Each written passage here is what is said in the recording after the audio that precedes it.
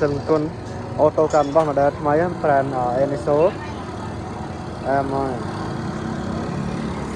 តែវាលយមែនតើមកកាន់ជាន់កែងកាន់របស់លើកជាងទាអូតូម៉ាទិកហើយការប្រើប្រាស់របស់វាងាយស្រួលមែនតើ model នេះនេះសារបស់វាយើងចាំជាប់មកយើងអាចដោះសោបានហើយបោកដនេះយើងស្រែលឿនរបស់វានេះលឿនរបស់វាលោតហើយយើងចង់ត្រើវិញយើងជិះលើកបោកនេះ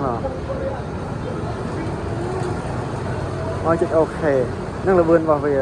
នេះសញ្ញាត្រៃសញ្ញានេះសញ្ញាពេលយើង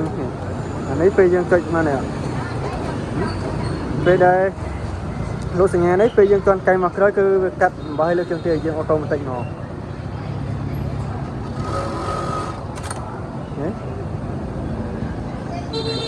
មក